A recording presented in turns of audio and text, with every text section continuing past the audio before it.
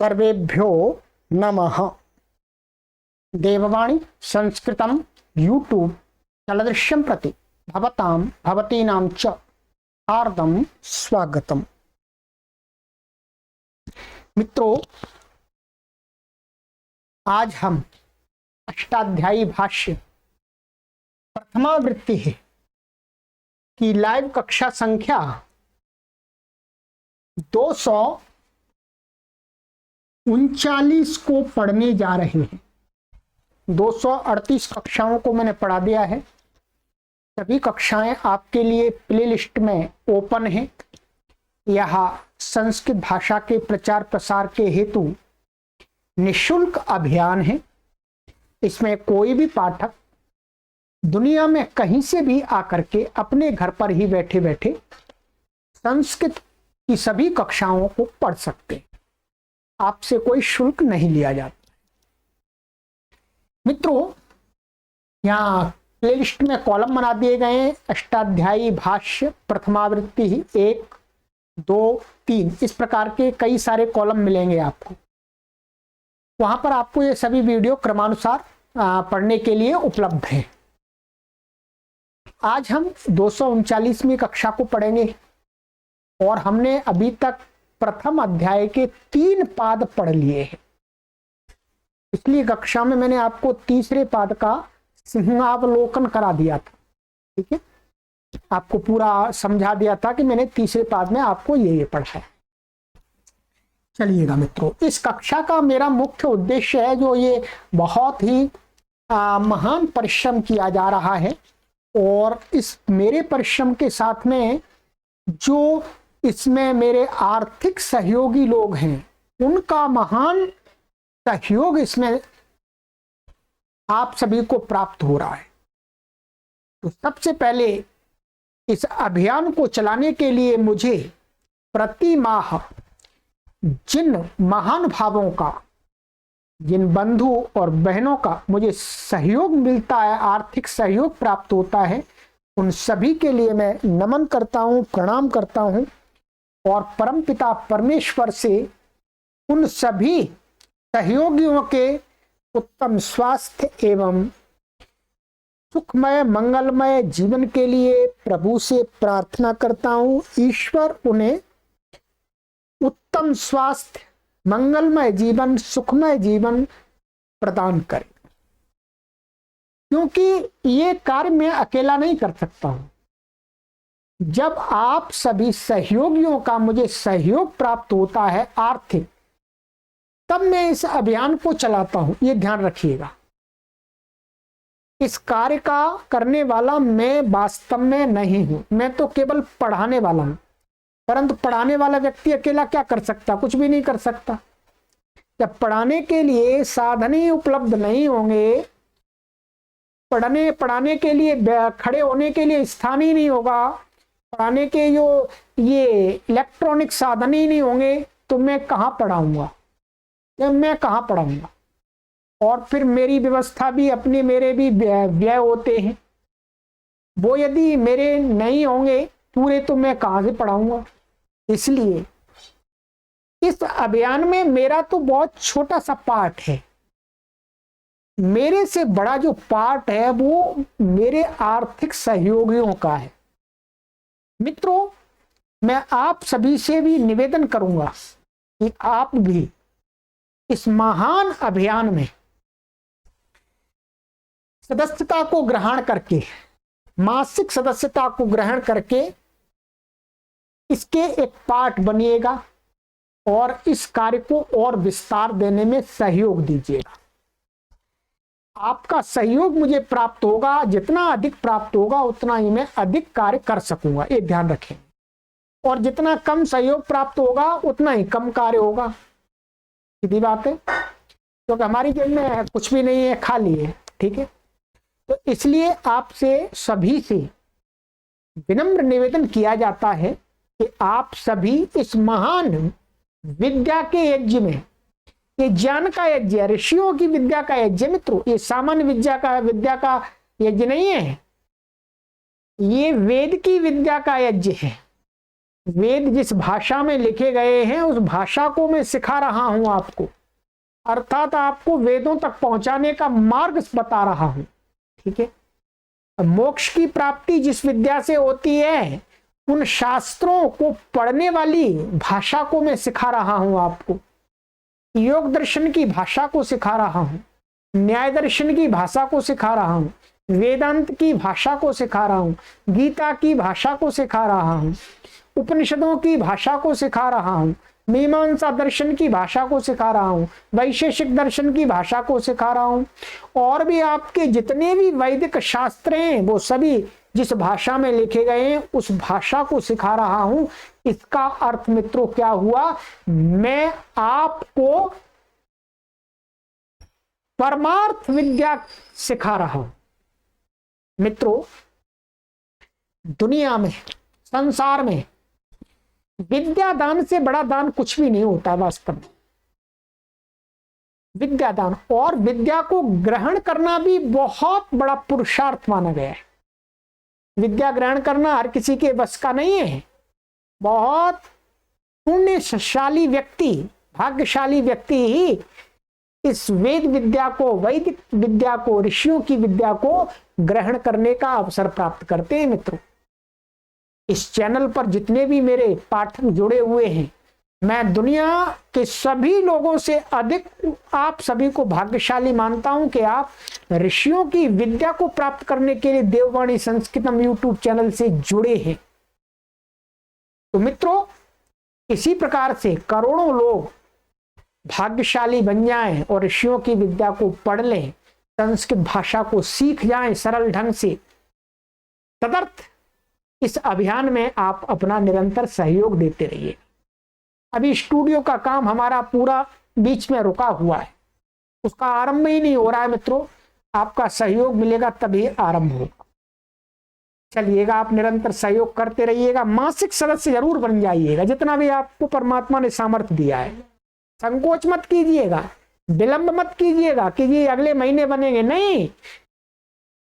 हमारे शास्त्रों में हमारे महापुरुषों ने कहा है कि मन में जिस क्षण दान करने का विचार आ जाए उसी क्षण तत्क्षण दान कर देना चाहिए, क्योंकि बाद में मन बदल भी सकता है। तो मन के बदलने से पहले ही दान कर देना चाहिए। तो इसलिए ये विद्या के दान में, विद्या के प्रचार प्रसार में अपना जो आर्थिक दान है, आपके मन में तत्क्षण आ रहा है मेरे वचन को सुन करके, मेरे शब्दों को सुन करके, तो अभी जुड़ जाइएगा, विलंब मत कीजिएगा। ठीक है, क्योंकि बाद में मन बदल जाता है, आदमी का भटक जाता है। मन तो बहुत चालाक है, चंचल है। ठीक है, तो चलिएगा, अच्छे काम के लिए मन एक बार तैयार हुआ तो उस मन को उसमें लगा दीजिएगा। चलिए मित्रों, अब आगे करते हैं। देखिए मित्रों, हमारा लक्ष्य क्या है? हमारा लक्ष्य है 1 करोड़ लोगों को निःशुल्क ऑनलाइन शुद्ध संस्कृत संभाषण एवं लेखन सिखाना। ठीक है, ये हमारा मुख्य उद्देश्य है। इसके लिए हम कार्य कर रहे हैं।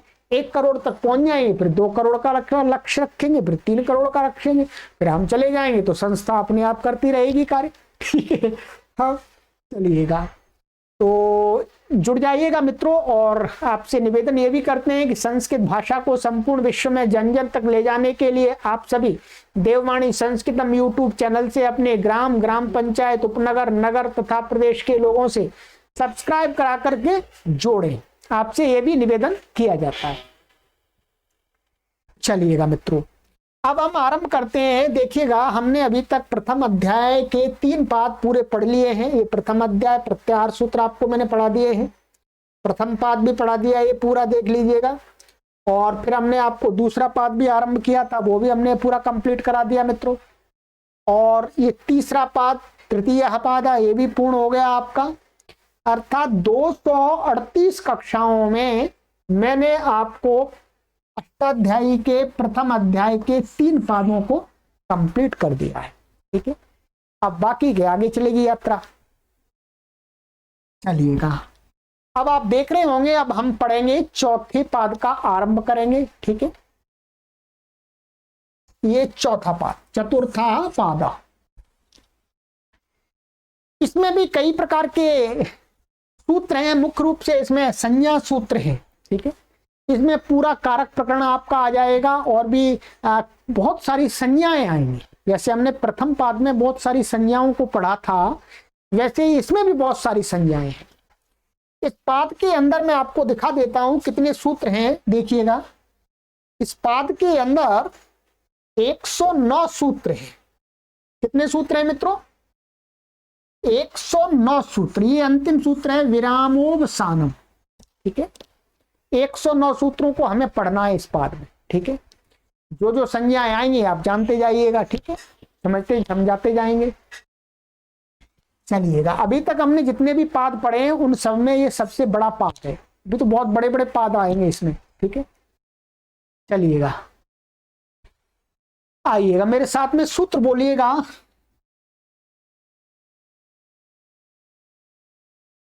आ कडारा दे का संज्ञा, आ कडारा दे का संज्ञा। सरल सूत्र है। आइएगा, अब हम चलते हैं वहीं पर अपने शास्त्र में। देखिए, पुस्तक को खोल लीजिएगा आप अपनी।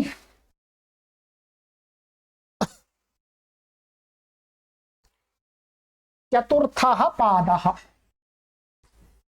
आ कडारा दे का संज्ञा। प्रथम अध्याय के चौथे पाद का ये प्रथम सूत्र है। चलिएगा, आ अव्ययपदम कडारात पंचमी विभक्ति एक वचनांतम, एका प्रथमा विभक्ति एक वचनांतम, संज्ञा प्रथमा विभक्ति एक वचनांतम। ये इसके अंदर पद है, 1 2 3 4, 4 इसके अंदर पद है, ठीक है। देखिएगा, अर्थ, आप अर्थ से समझेंगे, फिर मैं आपको विस्तार से समझाऊंगा। पहले एक बार अर्थ बता देता हूं। अर्थ, कडाराः कर्मधारये इति सूत्रम वक्ष्यति। आ एतस्मात् सूत्रावधे एका संज्ञा भवतीति अधिकारो वेदितव्यः।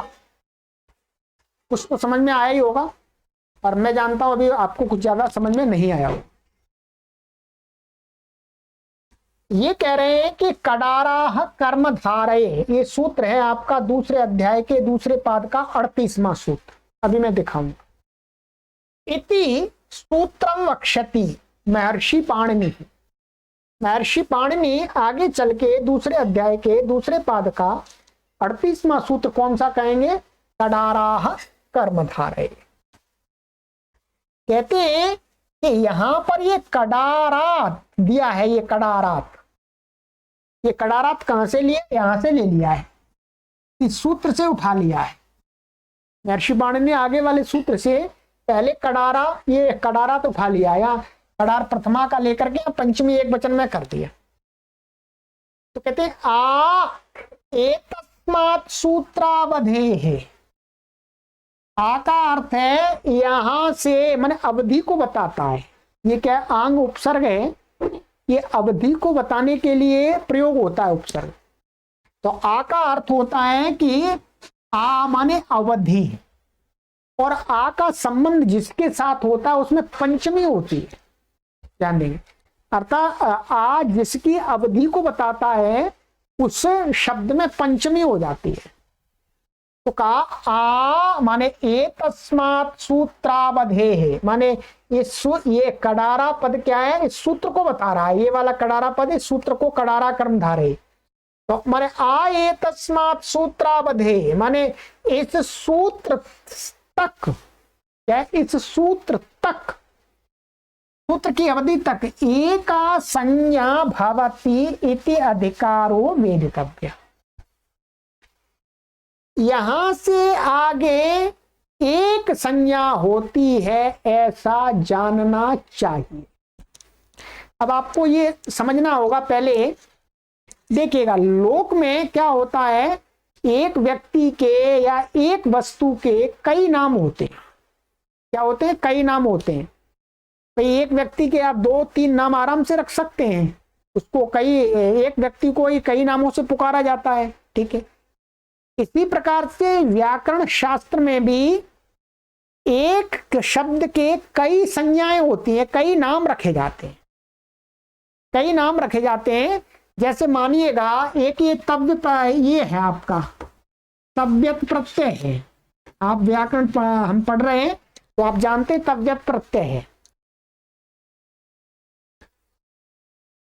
यहां लिखता हूं मैं, ये एक तव्यत प्रत्यय है, ठीक है।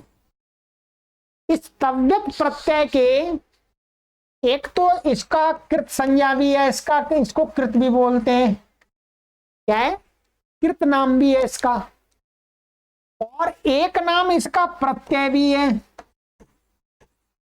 ध्यान दीजिएगा, इसको प्रत्यय भी बोलते हैं, और एक नाम इसका कृत्य भी है, ये कृत्य संज्ञा भी है इसकी। इस एक प्रत्यय के 3 नाम है, माने इसके तव्यत के 3 नाम है। अभी क्या, कृत्य संज्ञा, कृत्य प्रत्यय भी बोलते हैं इसको, कृत प्रत्यय भी बोलते हैं और प्रत्यय भी बोलते हैं, और प्रत्यय भी एक संज्ञा है, प्रत्यय भी संज्ञा है। तो इस प्रकार से आप एक शब्द के, माने एक कोई प्रत्यय है उसके कई नाम हम शास्त्र में देखते हैं, महर्षि पाणिनि ने कई नाम रखे हैं। तो इसी प्रकार से क्या है, दूसरे जो शब्द हैं, जो दूसरी संज्ञाएं हैं, वो भी 1 की 2-3 आराम से प्राप्त हो सकती, जितनी भी कही होंगी, परंतु थोड़े से क्षेत्र में हमें रोक लगानी है। महर्षि पाणिनि को थोड़े से क्षेत्र में रोक लगानी है कि ऐसा है, कह रहे हैं कि इस एरिया के अंदर तो एक ही नाम होगा। भाई जैसे ये 3रे अध्याय का सूत्र है, तव्यत तव्या नहीं रहा, ठीक है। तो यहां पर जैसे तव्यत प्रत्यय के 3 नाम रहता, तव्यत के 3 नाम हो गए, प्रत्यय हो गया, कृत हो गया, कृत्य हो गया, वैसे ही कह रहे हैं कि ऐसा पूरे शास्त्र में नहीं करना, कुछ क्षेत्र को हमें रोकना है, कुछ एरिया के अंदर हम कुछ संज्ञाएं रखेंगे, उनमें से किसी शब्द की एक ही संज्ञा होगी, क्या, उसकी एक ही संज्ञा होगी, 2 संज्ञा नहीं होगी। वो एरिया बता रहे हैं, एरिया क्या बता रहे हैं, कह रहे हैं कि यहां से लेकर, क्या, आकड़ार आदि का संज्ञा इस सूत्र से लेकर के, देखिएगा यहां मैं अष्टाध्याय में दिखाता हूं आपको, इस सूत्र से लेकर के आकड़ार आदि का संज्ञा, इस सूत्र से लेकर के ये पूरा आपका 4था पाद आ जाएगा, ठीक है। फिर दूसरा अध्याय आरंभ हो जाएगा, दूसरे अध्याय का प्रथम पाद आ जाएगा आपका, ये प्रथम पाद आ गया, फिर दूसरे अध्याय का द्वितीय पाद आ गया, द्वितीय पाद आ गया, तो द्वितीय पाद का ये अंतिम सूत्र है यहां तक, ध्यान दीजिएगा। प्रथम अध्याय के 4थे पाद, दूसरे अध्याय के प्रथम पाद और द्वितीय पाद, 3 पादों के सूत्रों में महर्षि पाणिनि ये कहना चाह रहे हैं कि भाई यहां पर तो एक ही नाम रख सकेंगे आप, 2 एक साथ नहीं रख सकते। ध्यान दीजिए, क्या, यहां तो आप एक शब्द के 2 नाम नहीं रख सकते, 3 नहीं रख सकते, केवल और केवल एक नाम रखेंगे आप, ठीक है।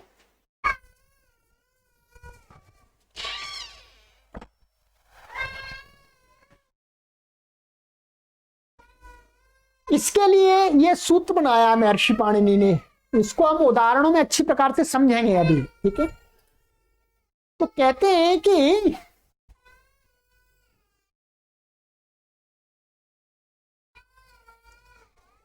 यहां से लेकर के, सूत्र से लेकर के इस सूत्र तक के बीच में हम जो भी संज्ञाएं कहेंगे, नाम रखेंगे, यदि किसी के 2 नाम हुए तो उसमें से एक ही नाम रखा जाएगा, ठीक है। अब उनमें से कौन सा नाम रखा जाएगा इस पर अभी चर्चा करेंगे, ठीक है। अब गुरुजी ने यहाँ पर हिंदी लिखी है, हिंदी को पढ़ लेते हैं, फिर आपको और अच्छा समझ में आएगा। चलिएगा, आइएगा देखिए, कडारा कर्मधारये सूत्र तक एक संज्ञा होती है, यह अधिकार जानना चाहिए। अधिकार का मतलब क्या हुआ, ये सूत्र अधिकार सूत्र है। बोलो कैसा सूत्र है ये, अधिकार सूत्र। महर्षि पाणिनि ने इसको कैसा कर दिया है, स्वरित। स्वरित कर देने से क्या, स्वरितेनाधिकारः, ये पढ़ लिया था, स्वरितेनाधिकारः। जिस सूत्र को स्वरित कर देते वो अधिकार है। यहां पर आजकल हमें नहीं दिखता है ऐसा, परंतु इसको स्वरित किया गया है, ये पढ़ाने वाले बताते हैं। तो ये कैसा सूत्र है, ये अधिकार सूत्र है। इसका अधिकार कहां तक चलेगा, कडाराह कर्मधारये तक चलेगा। ठीक है, अब आइएगा देखते हैं गुरुजी आगे क्या कहते हैं, देखिएगा। लोक तथा शास्त्र दोनों में एक पदार्थ की कई संज्ञाएं हो जाती हैं। अर्थात मानिएगा मेरे भी कई नाम हो सकते हैं, मुझे लोग आचार्य भी कहते हैं, गुरुजी भी गुरु कहते हैं, मेरा नाम श्रवण कुमार भी है, ठीक है, और भी मेरे बहुत सारे नाम हो सकते हैं, मुझे लोग पुकार सकते हैं जिस नाम से। ठीक है, तो क्या कह रहे हैं, लोक में तथा शास्त्र में एक पदार्थ की माने किसी एक वस्तु के कई नाम हो सकते हैं।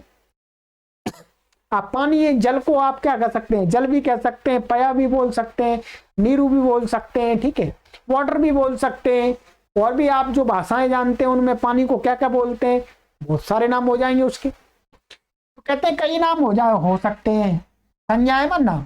ऐसा देखा जाता है लोक में, यथा इंद्र के, जो इंद्र है, इंद्र के शक्र पुरुहूत आदि कई नाम है, कई नाम आते हैं। इंद्र को शक्र भी बोलते हैं, पुरुहूत भी बोलते हैं, और भी बहुत सारे नाम है उसके। शास्त्र में भी कर्तव्यम में जो तब्यत प्रत्यय, तब्यत की प्रत्यय, कृत, कृत्य, कई संज्ञाएं होती है, जो मैंने आपको समझा दिया। ठीक है, अब देखिएगा, तो इस प्रकरण में भी, इस प्रकरण में माने आ कडारा देखा संज्ञा से लेकर के कडाराह कर्मधारये तक, क्या है, प्रकरण में भी इसी प्रकार प्राप्तता माने एक शब्द की कई संज्ञाएं यदि की गई है तो कई संज्ञाएं हो सकती है, और उन संज्ञाओं को लेकर के कार्य करना होता है। मुख्य रूप से संज्ञा का प्रयोजन क्या होता है, संज्ञा के द्वारा कोई कार्य संपन्न कराया जाता है। अतः कडाराह कर्मधारये तक जो संज्ञा सूत्र हैं, इसके अंदर जो जो संज्ञा सूत्र आएंगे उनमें से इस अधिकार से, इस अधिकार सूत्र से एक संज्ञा हो, कई नहीं, माने एक ही हो, दो एक साथ, एक साथ माने एक ही समय में दो या तीन संज्ञाएं ना हो, क्योंकि एक समय में दो या तीन हो जाएंगे तो दो तो तीन तीन कार्य प्राप्त हो जाएंगे, इकट्ठे अनिष्ट हो जाएगा। यह नियम किया है, माने ये व्यवस्था बनाई है सूत्र के द्वारा। ठीक है, चलिए अब देखिएगा आगे। आगे कहते हैं कि अब जहां पर दो संज्ञाएं प्राप्त हो, ये तो कह दिया कि एक होगी, परंतु यहां पर यदि कहीं पर दो संज्ञाएं प्राप्त हो तो इसने कहा एक होगी, तो कौन सी हो, दो प्राप्त हो, तीन प्राप्त हो, ठीक है, मुख्य रूप से दो में ही परेशानी आती है, तीन की कोई बात ही नहीं है।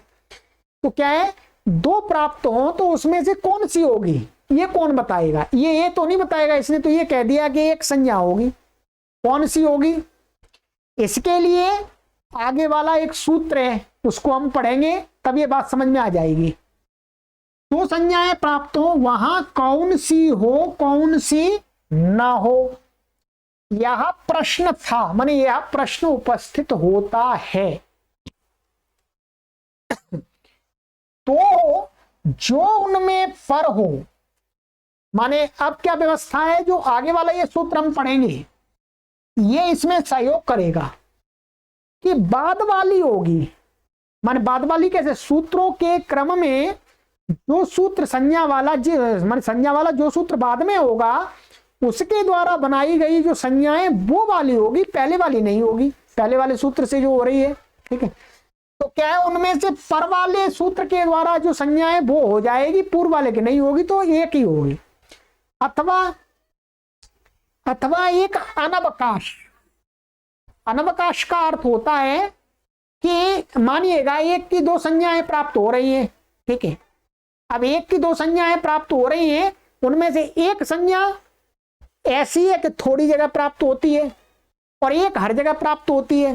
ठीक है, अभी मैं आपको उदाहरण उसको बताऊंगा, समझाऊंगा अष्टाध्यायी में। तो क्या है उसमें से अनवकाश माने जिस संज्ञा को कोई कहीं पर कार्य करने के लिए अवकाश ही नहीं मिल रहा है, दो संज्ञाएं, एक ने कहीं दूसरी जगह कार्य कर दिया, ठीक है, और एक को कहीं अवसर ही नहीं मिल रहा, तो उसको वो संज्ञा होगी। भाई लोक में भी तो ऐसा ही देखा जाएगा, दो व्यक्ति पढ़े हुए हैं, दो व्यक्ति पढ़े हैं मानिएगा, एक को जॉब मिल गई, अच्छी जॉब मिल गई, अब माने एक बार वैकेंसी आई, उसने जॉब उसको मिल गई, अब दूसरा व्यक्ति रह गया बिना जॉब के, बिना कार्य के।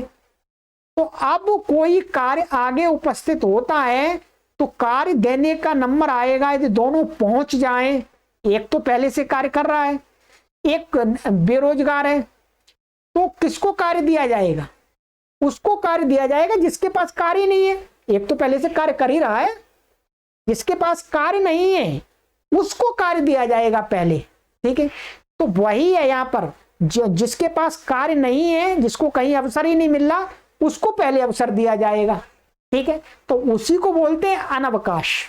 ठीक है, अनवकाश आपके लिए ये अभी पहली बार शब्द प्रयोग हो रहा है ये अभी कक्षाओं में, आगे बार बार होगा। ठीक है, अब देखिएगा, तो अनवकाश उसे होना चाहिए, दोनों को नहीं, दोनों नहीं होंगी, एक ही होगी, या तो परवाली होगी या अनवकाश होगी।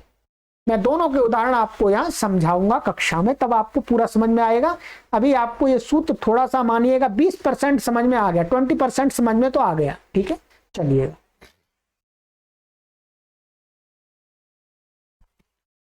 अब आ जाइएगा, इसके उदाहरण दिए हैं गुरुजी ने यहां पर, भेदता, छेदता, शिक्षा, भिक्षा, अततक्षत, 5 उदाहरण दिए। ठीक है, 5 उदाहरणों में ये सूत्र आपको 100% समझ में आ जाएगा, ये मैं गारंटी देता हूं आपको, 100%, इसमें 1% भी नहीं बचेगा आपको। ठीक है, आ जाइएगा। अब चलते हैं परिशिष्ट पर, खोल लीजिएगा पीछे।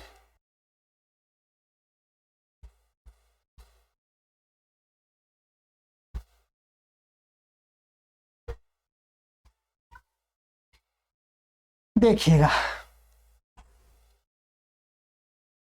ये है आपका भेदता। भेदता का अर्थ है तोड़ने वाला। ठीक है, पहले भी हमने चेता, नेता, हरता, करता ये बनाए, वैसा ही त्रिश प्रत्यांत है। ठीक है, यहां दिया है इन्होंने चेता के समान, यहां भिदिर धातु है भेदता में। ठीक है, तो भिदिर धातु से इत संज्ञा हो जाएगी, भिद बचेगा, भिद से त्रिच आ जाएगा। सभी कुछ आपको यहाँ जो सिद्धि हमने कराई थी चेता की, वो सारी देख लीजिएगा। ठीक है, मैं रूप से आप पूरी सिद्धि नहीं कराएंगे, देखिएगा आपको यहाँ मैं दिखा देता हूं।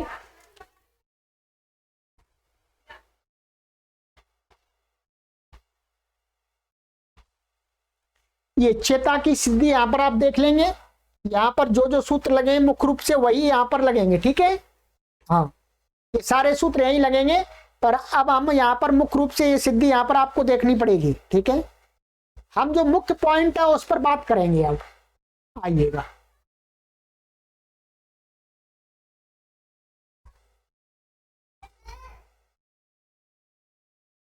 देखिएगा, पूर्वत सब कुछ होकर के ये त्रिच आ गया, त्रिच का भेद और त्रि ऐसा बचा।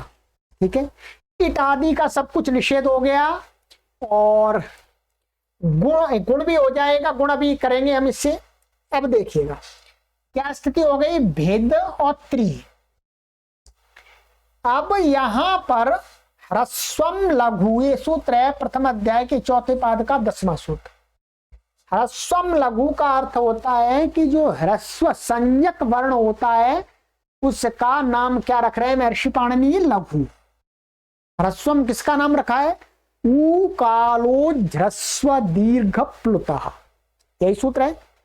माने एक मात्रक को ह्रस्व बोलते हैं, द्विमात्रक को दीर्घ बोलते हैं, तो और त्रिमात्रक को प्लुत बोलते हैं। तो ह्रस्व माने एक मात्रिक जो स्वर होता है, अच होता है, उसका यहां पर कह रहे हैं लघु संज्ञा। ये एक और नाम रख रहे हैं लघु। लघु मन लघु संज्ञा, ये संज्ञा है, लघु का छोटा नहीं है, यहाँ पर छोटा नहीं है, लघु नाम रख रहे हैं। कहीं पर महर्षि पाणिनि जी शास्त्र में लघु बोलेंगे तो आपको क्या समझना है? ह्रस्व वर्ण, एक मात्रिक वर्ण। अब यहां पर क्या हुआ मैं आपको अर्थ बता देता हूं उसका, देखिएगा यहां पर ये सूत्र है ह्रस्वम लघु। ह्रस्वम लघु का अर्थ है ह्रस्वम अक्षरम लघु संज्ञकम स्यात्, माने जो ह्रस्व वर्ण होता है वो लघु संज्ञक होता है, लघु संज्ञा लघु उसका नाम रख दिया। चलिएगा अब आइएगा, अब देखिएगा यहां पर ह्रस्व वर्ण कौन सा है, हमको यहां देखना है भेद में। भेद का जो ई है, ये क्या है? ह्रस्व है। ऊकालो ह्रस्व दीर्घ प्लुता से ये क्या है? ह्रस्व है। ह्रस्व तो इसकी क्या हो जाएगी? ह्रस्वम लघु से इसकी लघु संज्ञा हो गई। ध्यान दीजिएगा, लघु संज्ञा हो गई। अब वो कहते हैं कि लघु संज्ञा हो गई भिद के ई की। अब यहां पर इसके परिवर्ते इसकी अंग संज्ञा भी है भिद की। लघु संज्ञा को अवकाश मिल गया, माने लघु संज्ञा यहां पर क्या है? लघु संज्ञा है और दूसरी कोई संज्ञा प्राप्त नहीं है, कोई दूसरी संज्ञा प्राप्त ही नहीं है, लघु संज्ञा है केवल। अब ये लघु संज्ञा यहां प्राप्त हो गई, इसकी लघु संज्ञा को करके क्या कार्य हुआ? लघु संज्ञा होने से पुगंत लघु पदस्य च, ये सूत्र तो बहुत बार पढ़ाया है मैंने आपको, सैकड़ों बार पढ़ा दिया होगा। पुगंत लघु पदस्य च, चलिएगा फिर मैं आपको अर्थ दिखा देता हूं इसका। ये अर्थ है,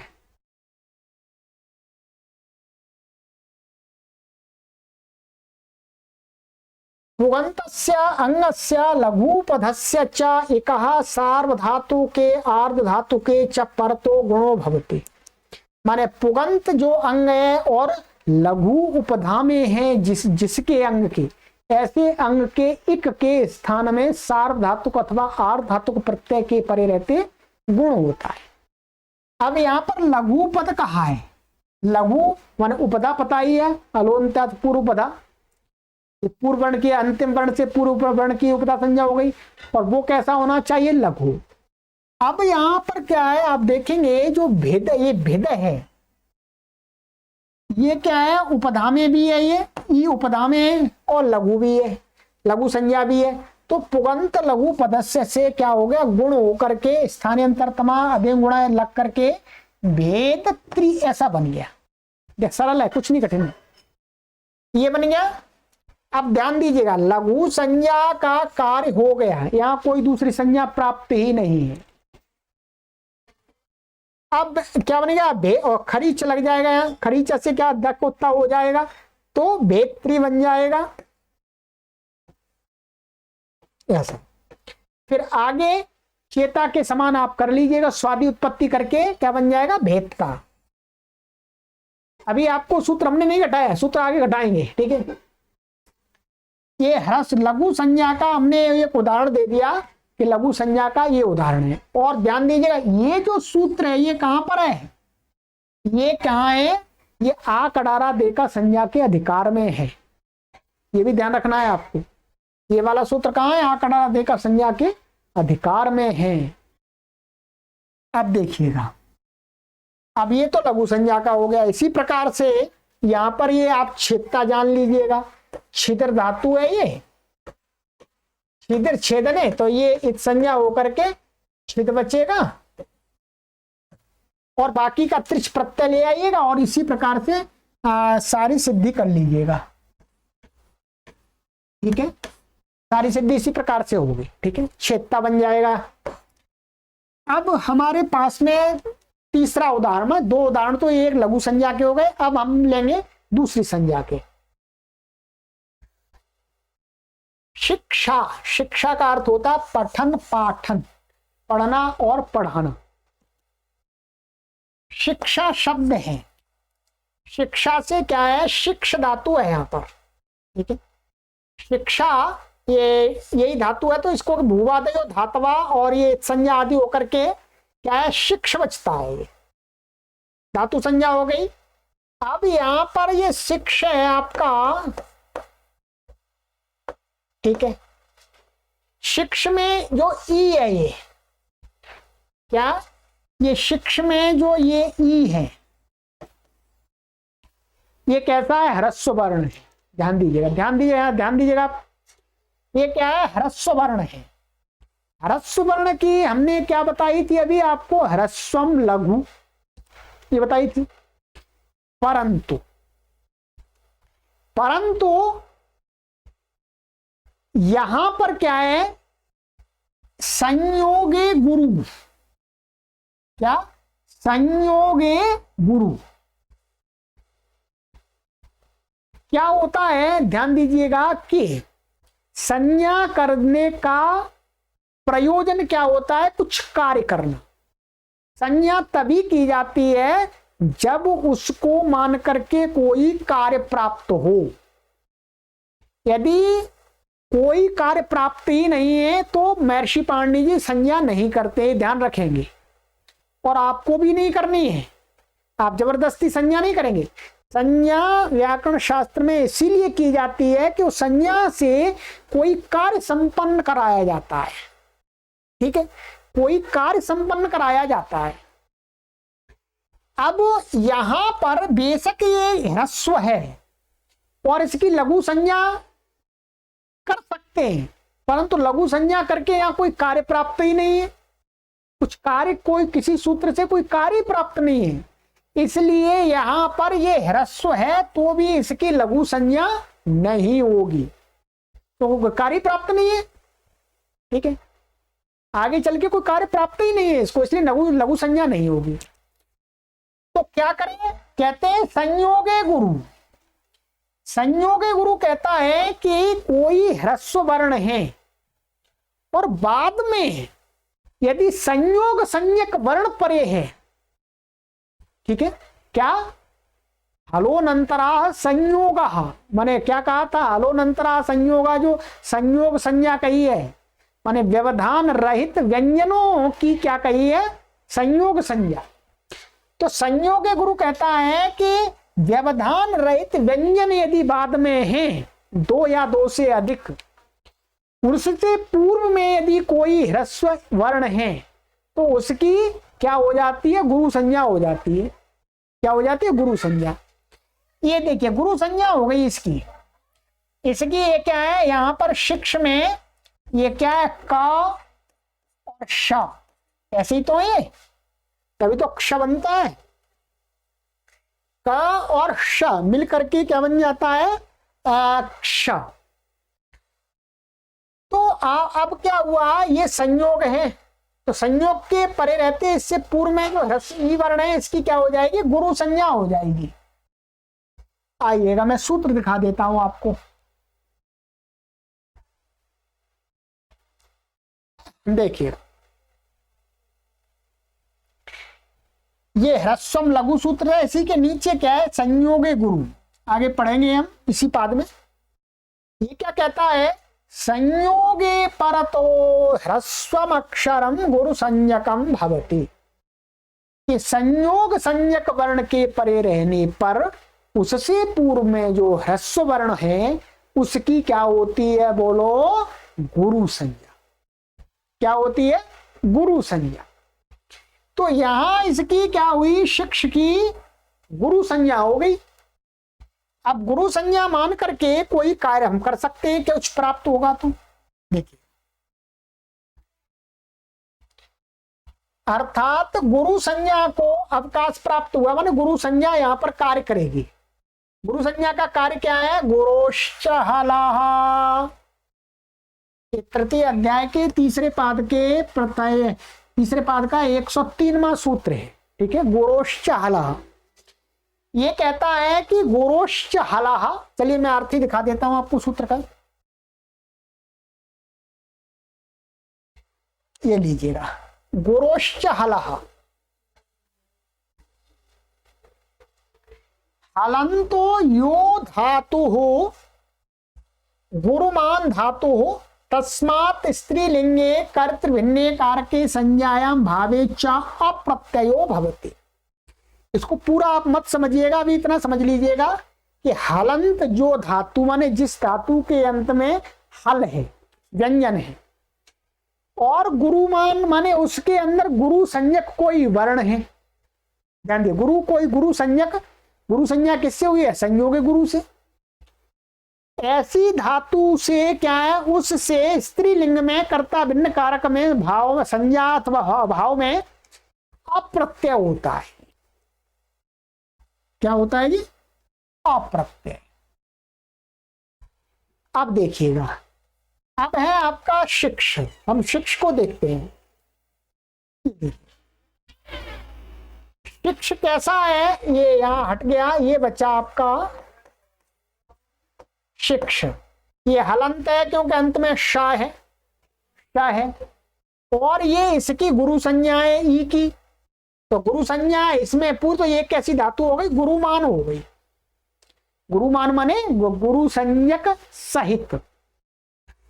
अब ये गुरोश्चल से अप्रत्यय प्राप्त हुआ गुरु संज्ञा को मान करके, तो अप्रत्यय हो गया, प्रत्यय परश्च से परे हो गया, तो शिक्षा ऐसा हो गया।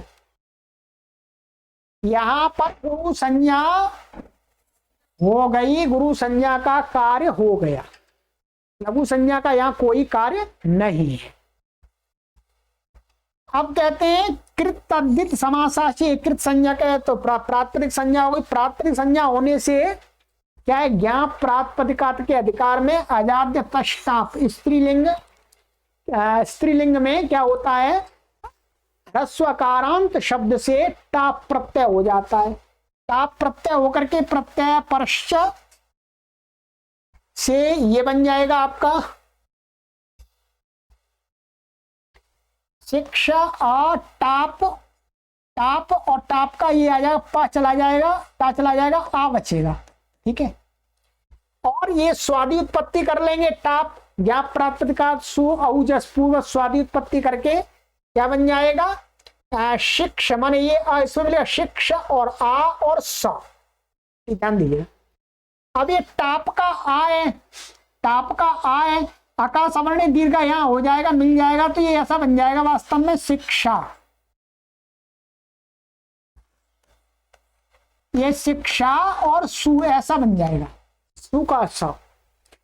अब यहां पर क्या ये टावंत है, तो हलज्ञाभ्यो दीर्घा सुति सप सुति सप्रिक्तम हल, और एकाल प्रत्यय से ये क्या है? एकाल, अप्रिक्त एकाल प्रत्यय से अप्रिक्त संज्ञक है, तो हलज्ञाभ्यो दीर्घा सुति सप्रिक्तम हल से इसका लोप हो गया, लोप हो गया, तो क्या बन गया? शिक्षा बन गया। ये आपको इसी प्रकार से भिक्ष धातु से भिक्षा बन गया। क्या बन गया? भिक्ष धातु से भिक्षा। धातु पाठ में सहयोग लीजिएगा, वहां धातु लिखी हुई है। ठीक है, यही प्रक्रिया है पूरी। अब आपको क्या समझ में आया? ये समझ में आया कि इस वाले उदाहरण में भेदता में और छेदता में तो लघु संज्ञा का कार्य हो गया। ठीक है, और शिक्षा में और भिक्षा में गुरु संज्ञा का कार्य हो गया, क्योंकि यहां पर गुरु संज्ञा का कोई कार्य नहीं है और यहां पर कोई लघु संज्ञा का कार्य नहीं है। ठीक है, यहां कोई टकराव नहीं है, यहां कोई भी दो नाम प्राप्त नहीं हो रहे हैं, एक के दो नाम प्राप्त होकर के कोई कार्य नहीं हो रहा है। ध्यान देंगे, यहां पर तो कोई परेशानी नहीं। परेशानी जहां पर आती है वहीं तो नियम काम करता है जी भाई। जहां पर अव्यवस्था बनती है वहीं तो व्यवस्था बनानी पड़ती है। जहां पर कोई अव्यवस्था है ही नहीं, सभी लोग अनुशासन में चल रहे हैं, सभी लोग अपने अपने बताए हुए कर्तव्यों का निर्वहन कर रहे हैं, तो उन पर क्या नियम करेगा? नियम तो वो कर ही रहे हैं। नियम कहाँ लगाया जाता है? जहां पर लोग अनियम में चलते हैं। भाई जो भी पुलिस है, फौज है, वो कहाँ लगाई जाती है?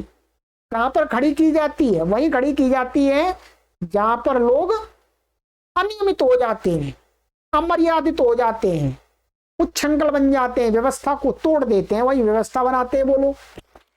वैसे ही महर्षि पाणिनि का शास्त्र काम करता है कि जहां पर कोई नियम में काम हो रहा है तो ठीक है, कोई परेशानी नहीं है, परंतु जहां पर कार्य अनियमित होने जा रहा है वहां पर नियम सूत्र की आवश्यकता होती है।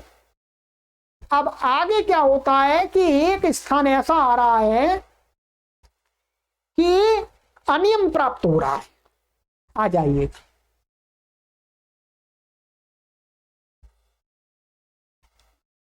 अब सिद्धि है हमारी, मुख्य रूप से देखिएगा, यहां लिखा है, इसको भी पढ़ लीजिएगा। अब यहां अततक्षत जो आगे उदाहरण आया, अततक्षत, इस उदाहरण में गुरु लघु संज्ञाएं प्राप्त हुई। यहां क्या होता है? यहां दोनों संज्ञाएं प्राप्त होकर के दोनों संज्ञाओं के कार्य प्राप्त होते हैं। दोनों संज्ञाएं प्राप्त होने का मतलब दोनों संज्ञाओं के द्वारा कार्य प्राप्त हो रहे हैं, जो कि अन्यत्र सावकाश भी है। सावकाश माने गुरु संज्ञक का कार्य हमने देख लिया। गुरु संज्ञा का बहुत सारे अवसर हैं, एक तो मैंने बता दिया आपको, और भी बहुत सारे हैं जहां लघु संज्ञा कोई कार्य, और लघु संज्ञा का भी दिखा दिया, लघु संज्ञा भी कार्य कर दिया उसने, ठीक है। अब सावकाश का दोनों जगह है, सो कौन सा हो, माने ये दोनों संज्ञाएं कैसी? सावकाश है, अर्थात दोनों संज्ञाएं, एक ने दूसरी जगह काम कर दिया, एक ने दूसरी जगह काम कर दिया, कोई निरर्थक नहीं है, सार्थक हो गई। परंतु अब एक जगह दोनों ही आ जाएं तो उसमें से कौन सी हो? उसमें व्यवस्था बनाएंगे कि एक होगी, और एक कौन सी होगी? परवाली होगी अथवा अनवकाश होगी। इसका निर्णय प्रकृत सूत्र ने किया। कहां किया? आगे देखते हैं, आइएगा। अततक्षत माने उसने छीला, ध्यान दीजिएगा। तक्षु तनुकरणे धातु है, ऊ की संज्ञा हो जाएगी, तक्ष बचेगा। सिद्धि पूरी 1:1:58 के दुर्वचने छी सूत्र में हमने पढ़ा है, आ टिटत के समान आपको यहां सब कुछ कार्य करना है, ध्यान दीजिएगा, परंतु दुर्वचने ची नहीं लगाना है, क्योंकि दुर्वचने ची इसमें लगेगा नहीं, ठीक है। माने आ टिटत के समान सभी कार्य करने हैं, उससे चंग आदि जो भी प्रत्यय में आपको सिद्धि दिखा देता हूं, आप वहां देख लीजिएगा अपने पुस्तक में, ये देखिएगा।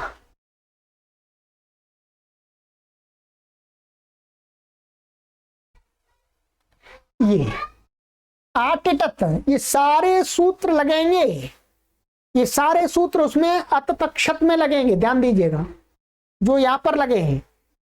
बस एक दुर्वचने ची नहीं लगेगा, ये नहीं लगेगा, यहां पर लगेगा एकाचो द्वे प्रथमस्य, ठीक है। यहां इसके स्थान में क्या लगेगा? एकाचो को आजादी नहीं है, ये धातु, ये तो तक्ष है ना, इसलिए, और ये भी नहीं लगेगा यहां।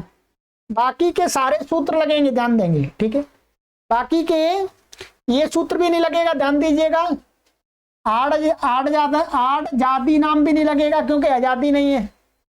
इसमें लगेगा लुंग लंग लिंग षडुदात्ता से अटागम हो जाएगा, ठीक है।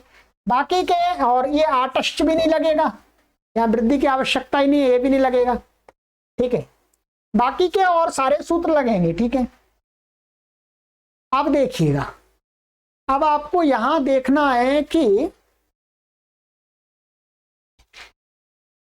सारी स्थिति हमने क्या कर लिया? अटागम भी कर लिया, तक्ष तक्ष को द्वित्व भी कर लिया, और ये चंग, ये णिच है और ये चंग प्रत्यय है, उसी सूत्र से करेंगे, और तिवादी उत्पत्ति करके ता भी आ गया, इतश्च से ती के ई का लोप भी हो गया, सब कुछ, ये भी हट जाएगा, ये भी हट जाए, संज्ञा ये भी हट जाएगी, ठीक है। क्या बचेगा?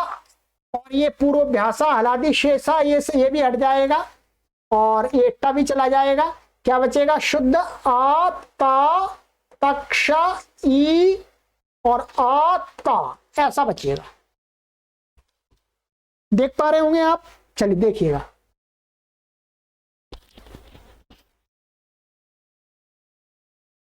ये आ ता तक्ष ई आ ता। अब यहां पर क्या है, तक्ष के आ, माने ये वाला जो तक्ष का आ है, तक्ष का आ की पूर्ववत गुरु और लघु दोनों संज्ञाएं प्राप्त हुई। देखिएगा, ये आ है, ह्रस्वम लघु से इसकी लघु संज्ञा प्राप्त हो रही है, और लघु संज्ञा को प्राप्त होकर के कार्य भी प्राप्त हो रहा है। अभी कार्य दिखाएंगे, मेन रूप से तो कार्य प्राप्त होना चाहिए, और गुरु संज्ञा भी प्राप्त हो रही है। संयोग गुरु यानी का श परे संयोग है, तो इसके गुरु संज्ञा भी प्राप्त हो रही है ह्रस्व की, और गुरु संज्ञा को मान करके कार्य भी प्राप्त हो रहा है। ठीक है, गुरु संज्ञा को मान करके कार्य प्राप्त हो रहा है। इस बात को भी समझना है, कार्य कैसे प्राप्त हो रहा है मैं बताऊंगा अभी। तो अब यहां पर ये दोनों संज्ञाएं एक स्थान पर एक साथ प्राप्त हो रही हैं, अर्थात दोनों संज्ञाओं को मान करके एक समय में ही कार्य प्राप्त हो रहे हैं। तो अब क्या करें, दोनों कार्य कर देंगे तो दो प्रकार के रूप बन जाएंगे, बनाना एक है हमको। ठीक है, तो प्रकृत सूत्र में से एक ही संज्ञा होने का नियम हुआ। अब जो हम सूत्र पढ़ रहे हैं, आ कडारा दे का संज्ञा, उसने ये निश्चित कर दिया कि भाई दो संज्ञाएं एक साथ नहीं होंगी, मैं दो संज्ञाएं एक साथ होकर के उनके कार्य नहीं होंगे, एक ही होगी। वह कौन सी होगी, वो कौन सी हो, तो कहते हैं कि परवाली होगी। परवाली कौन से, जो आगे सूत्र पढ़ेंगे, विप्रतिषेधे परम कार्यम, जहां पर दोनों समान बल वाले आपस में भिड़ जाएं तो फिर फैसला करना पड़ता है निर्णायक को, एक को हटाना पड़ता है, भाई हट जाए एक। ठीक है, वैसे ही सूत्रों में भी जहां पर एक सूत्र कमजोर है दूसरा बलवान है तो बलवान हो जाता है, परंतु जहां पर दोनों सूत्र बलवान हो और एक स्थान पर वो युद्ध करने आ जाए, काम करने के लिए आ जाए, तो कौन सा काम करे। इसके लिए महर्षि पाणिनि ने एक व्यवस्था बनाई है, जिस सूत्र को हम दूसरे सूत्र में पढ़ेंगे, अगली कक्षा में जो सूत्र पढ़ेंगे दूसरा, विप्रतिषेधे परम कार्य। ठीक है, क्या, इस सूत्र को देख लीजिएगा।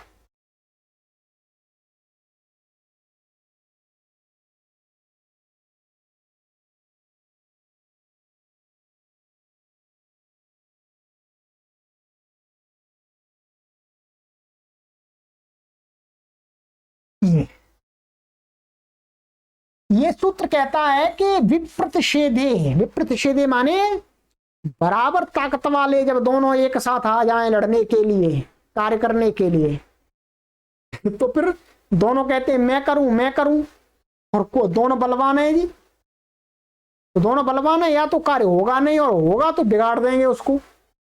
तो महर्षि पाणिनि कहते नहीं, बिगाड़ना नहीं है, करना है। तो कहते हैं कि शास्त्र के अंदर क्या है, शास्त्र के अंदर, पूरे शास्त्र के अंदर, यहां से आगे जहां पर समान बल वाले सूत्र एक समय में ही उपस्थित हो जाएं कार्य करने के लिए, तो वहां पर ऐसी व्यवस्था देनी चाहिए कि अष्टाध्यायी के क्रम में, क्या, अष्टाध्यायी के क्रम में जो बाद वाला सूत्र है वो बलवान होता है।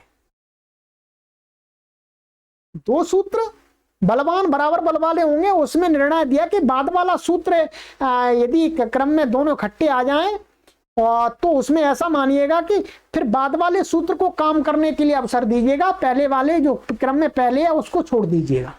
ठीक है, अब देखिएगा, अब आपको क्या देखना है, अब आपको देखना है यहां पर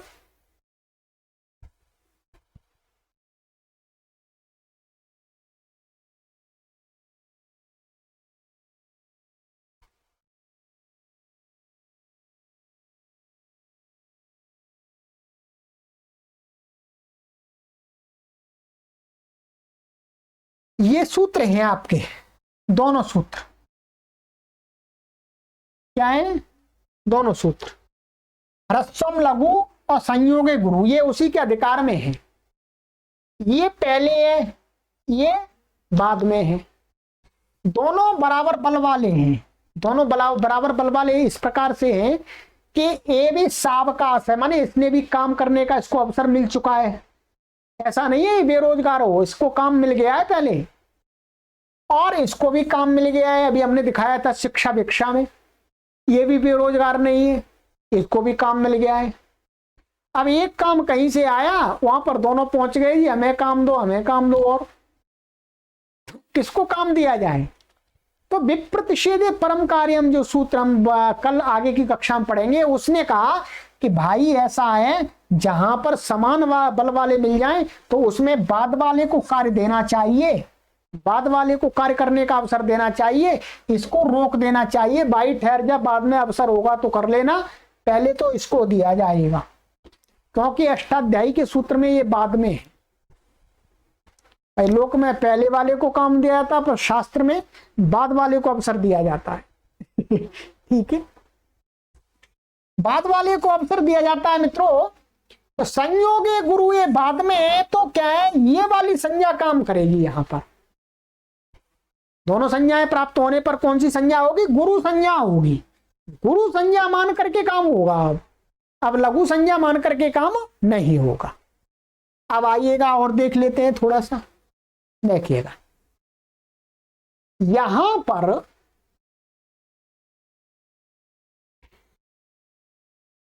गुरु संज्ञा होने से, गुरु संज्ञा हो गई, लघु संज्ञा नहीं हुई। गुरु संज्ञा होने से क्या हुआ, सन्वल लघुनी चंग परे नग लोपे से, लघु धातु अक्षर के न होने से संवद भाव नहीं हुआ।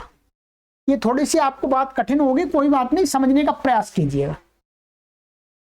ये सूत्र क्या है, 7वें अध्याय के 4थे पाद का 93वां सूत्र है। ठीक है, ये कहता है कि, चलिएगा सूत्र देख लीजिएगा पहले, फिर मैं बताता हूं। ये देखिएगा अर्थ,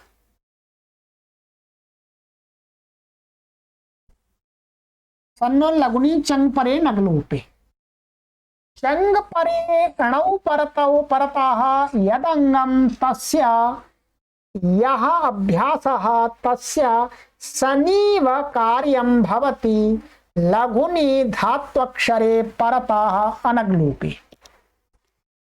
कहते हैं चंग परे हो, चंग और चंग परे कैसा हो, माने चंग परे इड़ी, माने चंग से पहले इड़ी हो, इड़िच प्रत्यय, ऐसे इड़िच के परे रहते जो अंग संज्ञक, जिसकी अंग संज्ञा है, उस अंग का जो अभ्यास, उस अंग का भी जो अभ्यास, उस अभ्यास को सनीव, सनीव माने सन के परे रहते जो काम होता है वैसा ही काम चंग परक इड़िच के परे रहते भी हो जाता है। ठीक है, सन के परे रहते क्या है, कार्यम भवति लघुनी धात्वक्षरे, यदि लघु धातु के अंदर, माने जो धातु है वहां पर अंग में, उसमें यदि लघु संज्ञक वर्ण है तो, ठीक है, अनगलोपे, अनगलोपे माने उसका अक का अक प्रत्यय का लोप, अक प्रत्याहार वर्ण का लोप नहीं हुआ हो। ठीक है, कहते हैं सन, सन के समान कार्य क्या होता है, एक तो सन्यता होता है, सन माने सन के परे रहते अभ्यास में वर्तमान जो ह्रस्व आकार होता है उसको ई हो जाता है। ये कई बार हमने पहले कर लिया, चिकीर शती जिज्ञा सते आदि में सब जगह किया। माने सन्यता क्या करता है, माने ह्रस्व का अभ्यास में वर्तमान ह्रस्वकार को सन के परे रहते क्या हो जाता है, ई हो जाता है ह्रस्व। ठीक है, तो एक तो ये कार्य होता है, और भी कार्य इनको नहीं देखेंगे हम, अभी केवल यही कार्य देखेंगे। अब देखिएगा ये सूत्र, यदि यदि देखिएगा, यदि गुरु संज्ञा होने से सन्नो लघुनी चंग परे नगलोपे से लघु धातु अक्षर हो नक न होने से संवद भाव नहीं हुआ, यहां पर इसकी क्या हो गई, तक्ष की, ये तक्ष क्या है, धातु है, तक्ष में धातु है, धातु का ये आ कैसा है, ये आ कडारा दे का संज्ञा और विप्रच्छेद परम कार्य में सूत्रों से क्या हो गया है, इसकी गुरु संज्ञा हुई है, लघु संज्ञा को रोक दिया गया। यदि इसकी गुरु संज्ञा भी हो जाए और लघु संज्ञा भी हो जाए, ध्यान दिए, लघु संज्ञा भी हो जाए तो क्या है, ये सूत्र लग जाएगा। क्यों? क्योंकि ये लघु अक्षर मिल जाए, लघु बन जाएगा, रस्म लघु से लघु है आ, तो आ लघु होने से क्या है, इसको ये इणच है और ये चंग का है, तो ये चंग परक इणच है, इसके परे रहते जो धातु, धातु का लघु अक्षर, ठीक है, और अंग, अंग का जो अभ्यास है, अभ्यास है, तो इसको क्या हो जाएगा, सन्नतः से सन्नवत काम हो जाएगा, माने इसको ई प्राप्त होने लगेगा। क्या प्राप्त होने लगेगा? ई प्राप्त होने लगेगा।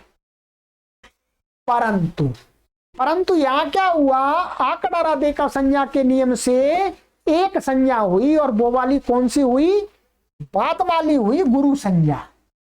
तो अब क्या हुआ, अब यहां पर ये तक्ष के धातु के आकी लघु संज्ञा नहीं है, लघु संज्ञा नहीं है, क्या गुरु संज्ञा। गुरु संज्ञा करने का यहां पर प्रयोजन क्या है, प्रयोजन यही है कि यहां पर लघु संज्ञा को मान करके कोई कार्य नहीं हो जाए, उस कार्य को रोकना प्रयोजन है। ये भी क्या, रोकना भी प्रयोजन होता है।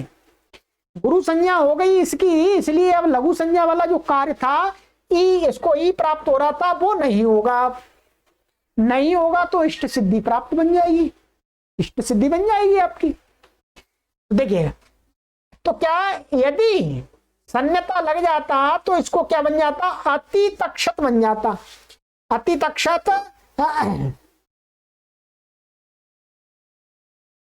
ये ऐसा बनता वास्तव में, अति तक्षत बनता, ठीक है। तो क्या ऐसा अनिष्ट रूप बनने लगता।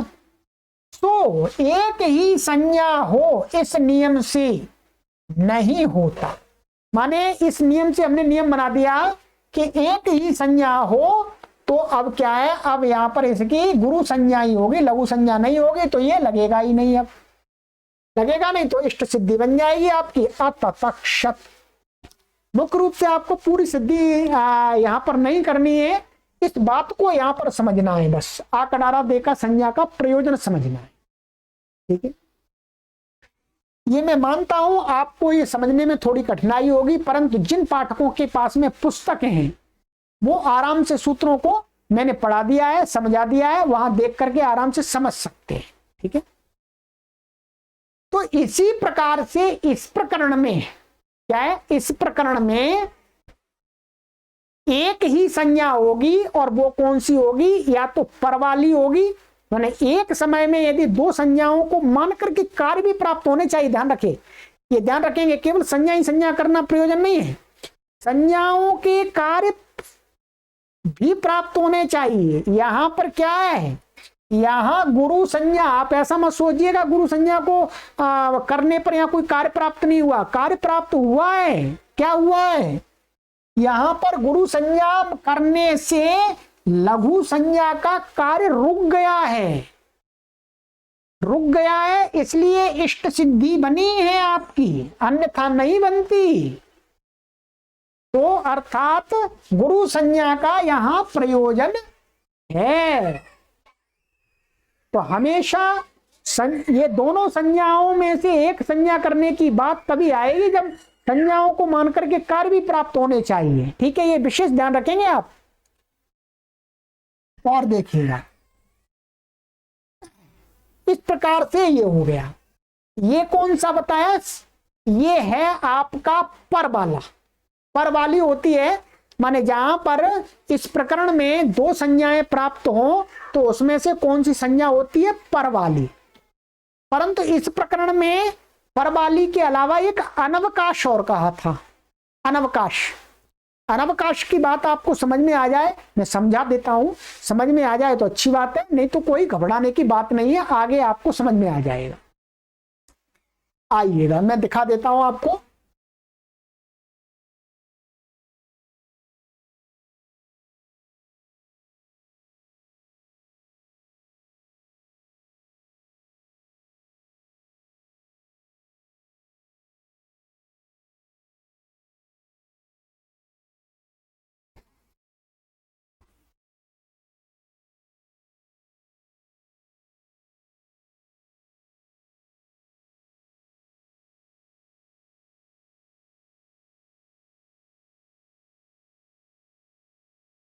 देखिएगा,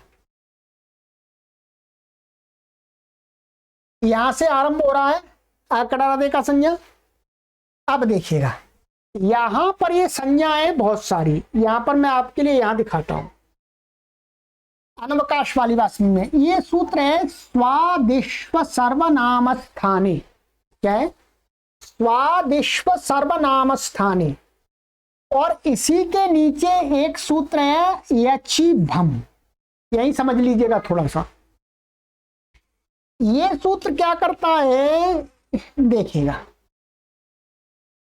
ये सूत्र करता है पद संज्ञा। ये ऊपर से आ रहा है सुप्तिगंतम पदम से, यहां पद आ रहा है। क्या आ रहा है? पद आ रहा है, पदम आ रहा है।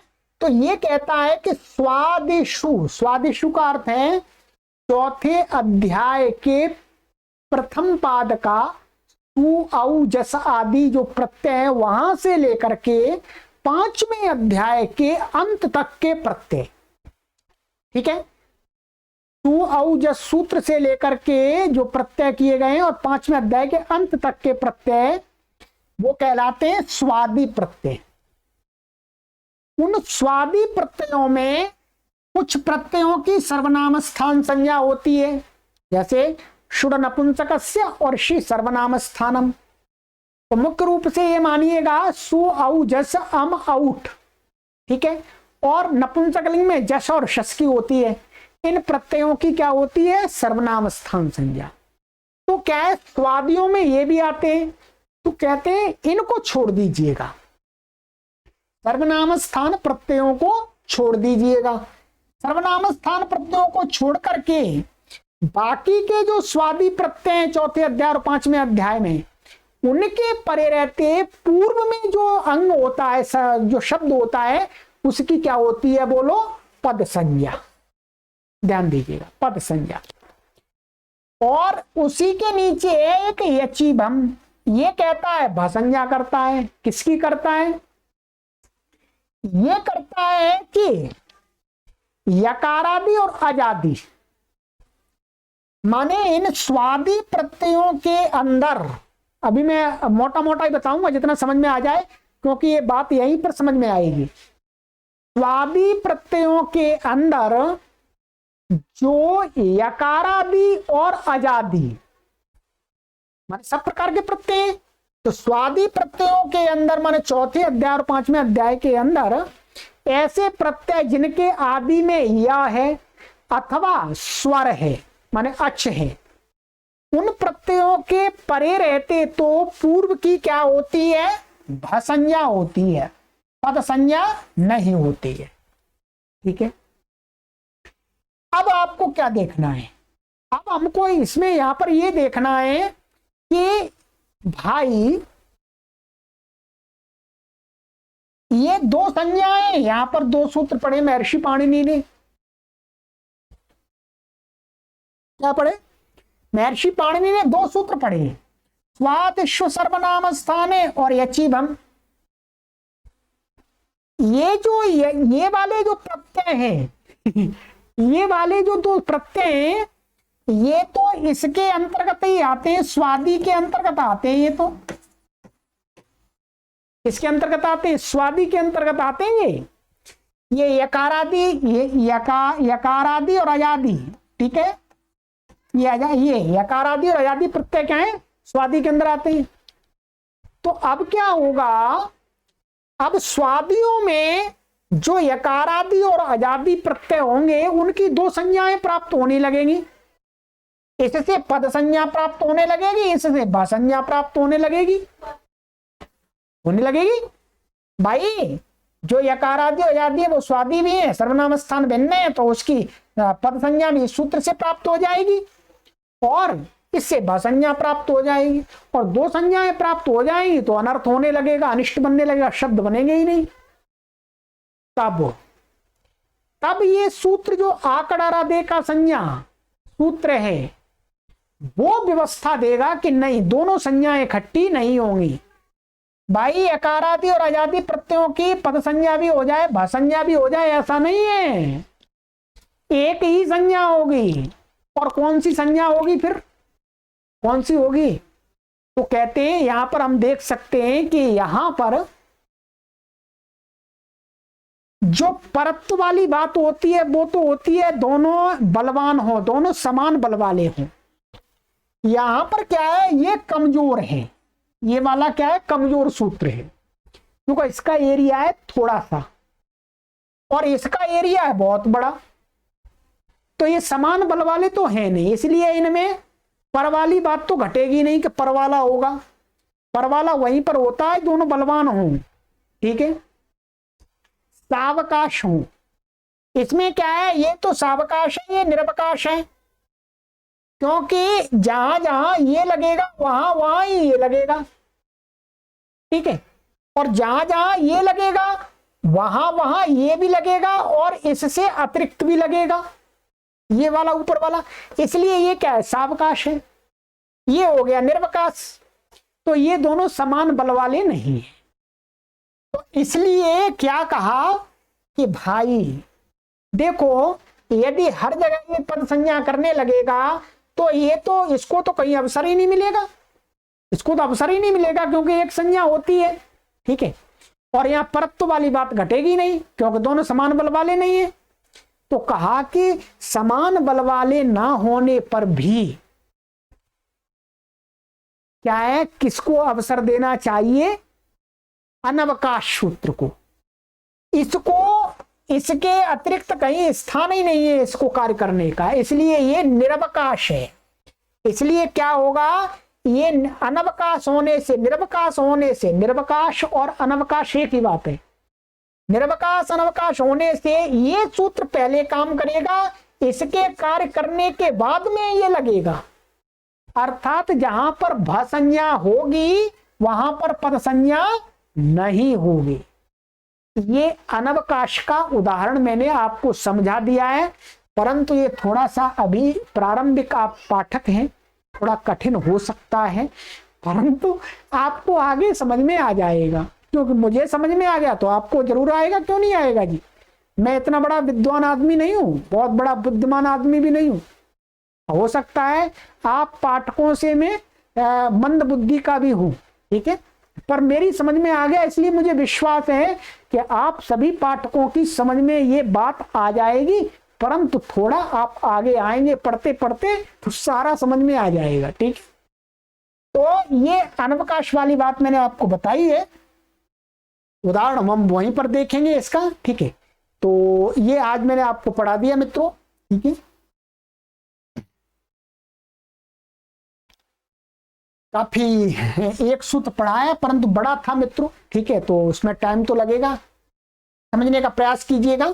तो आ कडारा दे का संज्ञा ने यही कहा कि कडारा कर्मधारय तक जो भी संज्ञाएं हम कहेंगे उनमें एक समय में एक ही संज्ञा होगी, दो संज्ञाएं नहीं होंगी। कौन सी होगी उनमें, वो व्यवस्था बताएगी, आगे वाला सूत्र बताएगा कि यदि समान बल वाले सूत्रों से हो रही है संज्ञा तो बाद वाली होगी, और समान बल वाले सूत्र नहीं है तो उसमें से फिर अनवकाश को पहले अवसर दिया जाएगा, ठीक है। चलिएगा, प्रयास कीजिएगा, बढ़ते रहिएगा आगे। आगे के कक्षा में हम पढ़ेंगे विप्रतिषेधे परम कार्यम, बहुत ही विशेष सूत्र। चलिए, संस्कृत माता को जन जन तक ले जाइएगा मित्रों, आपसे मेरा यही निवेदन है, इसीलिए मैं कार्य कर रहा हूं। और मासिक सदस्यता जरूर ग्रहण कर लीजिएगा, कुछ डालते रहिएगा इस यज्ञ कुंड में। सर्वेभ्यो नमः।